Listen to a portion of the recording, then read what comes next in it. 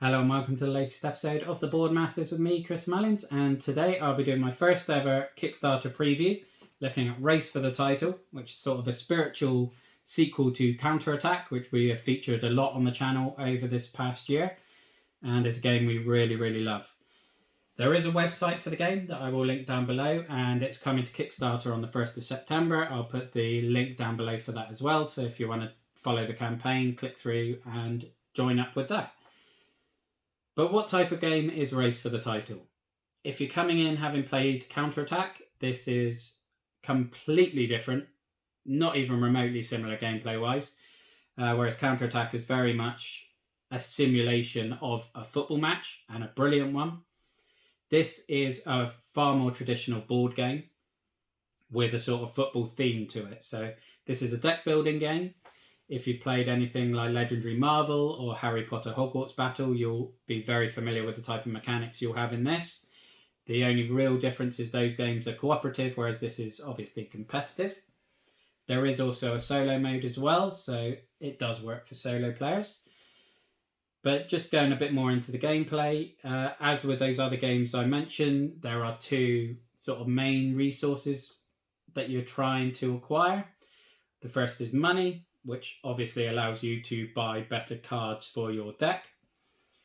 And the other is points, which you acquire by beating the other teams in the game.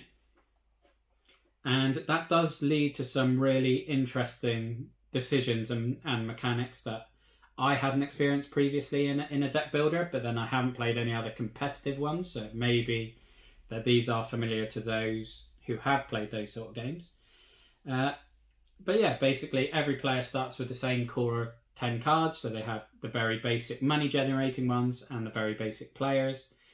And each turn you'll draw 5 cards, put them out, that's your team. So you may have all program sales, which gives you all money, in which case you're going to be an easy target for anyone who wants to play a match, and you won't be able to play any matches yourself, or you might have more players. But then again, you may have more offensive players than defensive players, or vice versa, which will again lend you benefits if you're defending or attacking, whichever is relevant. And it's a very interesting balancing act that I really like, especially as there are quite heavy take that elements in terms of certainly the cheaper cards that you acquire, where you're getting like yellow cards and injuries, which you can use to filter your deck. So you can use those to bin off the cheaper cards, like the program sales, for example, so that then you're streamlining your deck, so you're getting rid of the less efficient cards, so you're seeing the more expensive cards more often, or you're using those cards to injure or suspend opposition players, which will hopefully give you an easier win in your match. So that I guess there is a negative there if you're playing with a group that doesn't like take that options, or if you're playing with children who may get a bit sulky if you're targeting them repeatedly with injuries and yellow cards. I know Alex would not be happy with that if that happened, but you can obviously just play it with the mechanics that you just use those cards to filter your deck, and it works just as well that way. There are more permanent bonuses that you can get in terms of like stadiums, which give you money, but only when you play a match, which again is a very interesting little niggle because playing a game is optional on your turn. So basically your turn structure is you have your 5 cards, you use money earning cards to generate money, you have your players, you use their combined offensive stats to dictate if you're going to play a match, because your offensive stats plus the die roll has to be better than your opponent's defensive stats and their die roll. So sometimes if you get a particularly bad draw and your players are outmatched, or if you're just likely to lose, you may not want to play a game because you know you're likely to lose, in which case that opposition team's going to get 3 points, which may push them further ahead in the league, which obviously is a situation you don't want, given that the winning player is the first to 70 points. However, contrary to that, cards like stadium cards, like sponsorships, give you money only when you pay a match. Also, you can get extra income if you're challenging the team who are top of the league. So, whilst playing a match might not be the best move for you in terms of the league table, it may be something you need to do because you need that extra $2 or $3 to be able to buy that next player you want, or the big TV subscribers card that you want. So it's a really, really interesting dynamic that sometimes you're playing matches you don't really want to in order to get that money, and almost putting yourself in a worse position in terms of the overall aim of the game for the short-term benefits of getting that card you want. And I really, really like that. I love the fact that the players are the same player names that you get in Counter-Attack. So if you've played that before, you've almost got that sort of investment in those players, and that if you had a player that you always wanted in your team in Counter-Attack, as soon as you see them come up, you want to buy them, even though they may not be the best suited for your team. Especially as each player is related to a team, so they all have a team logo on their card. And basically that means if the player's logo matches the logo of the team they're playing for, they get stat bonuses. So you could be better off buying cheaper players that match your team logo than more expensive players. And so I think that probably covered most of the positives that I really enjoy about the game. So obviously the theme and the gameplay are really big positives for me.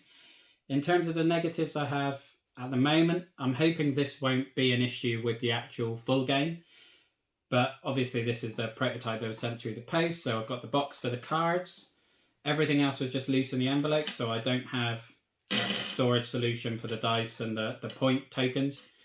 And also the league table, similar to the player mats we had with the Hogs of War Kickstarter.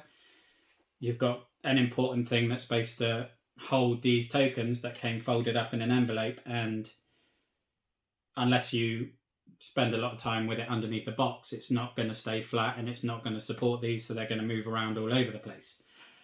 I would be very disappointed if it came to the campaign and the final product and this was still their method of shipping it and storing it. But I'm sure that won't be the case. At least I hope it won't be the case, but we'll find that out, I guess, on September the 1st. Other than that, it's not a negative for me in any way, shape or form, but obviously there is a fair amount of luck in the game depending on what cards come out in the market, what cards come out of your hand. You may just not get cards coming out where there are players that match your team, which isn't terminal by any counts, but obviously it does put you in a disadvantage if other players are getting those. If you're unlucky enough not to get sort of a stadium card or a formation card relatively early and get those bonuses churning, then that will put you at a disadvantage as well. And in a few of the games that we played so far, it's certainly been the case that once you're 70 to 80% through the league season, it's very, very clear who's going to win. And it's very hard to make up that gap, particularly if the other teams are pretty evenly matched, because you can get to the point where you're just taking points off each other. So you're all winning your match every week because you're using your suspensions and your injuries, and you've got your team players set up so that you are picking the right opposition so that you're winning the match. But because you're then all taking points off each other, it's hard to make up that gap to the first player. Again, hasn't happened in all of our games, but probably I would say 30 to 40, maybe even 50% of them. And obviously then when you get to that point, it all becomes a bit procedural in terms of you're just playing out the rest of the game knowing the result, and then you may be looking to see who's going to come second, third and fourth. But again, that may be, as this is a prototype, there may be some balancing things that come in during the campaign that will resolve that, or certainly help to address it. But that is everything really in terms of my thoughts on Race for the Title. So to sum up, I guess, I love the mechanics. I love the sort of risk fee reward elements of playing a game you don't really want to play, but you need the income. And do you want to challenge the league leader who you probably will lose against, but you need that extra dollar, so you take the risk. And the take that elements, which I'm not usually a fan of, are really fun and also, if you don't want to do that, being able to streamline your deck is really, really useful. And I just love the connection to the counter-attack games with the players that any counter-attack fan is instantly familiar with. The negatives, as I recently spoke about, I guess, is this. I hope there's some sort of storage solution that is going to, particularly this, because, I mean, that just doesn't look good in that form. Because, I mean, you could say if you try and put that on there, oh, typical. When I demonstrate it, actually stayed on there, but it doesn't take much for it to slide off. That's probably the biggest criticism. The balancing issues may just have been our playthroughs. It may not be endemic, but I can see it sometimes being an issue where if somebody gets a big lead in that sort of mid to late game, it's going to be very, very hard to pull them back. But it's definitely a game I will be looking to back on Kickstarter, and will certainly be following it with great interest to see if they do address the few negatives I have. But let me know what you think of the game, how excited you are down below, whether it's for you or not. But that is Race for the Title. So thank you for watching. Look after yourself, stay safe, and have a good one. Bye-bye now.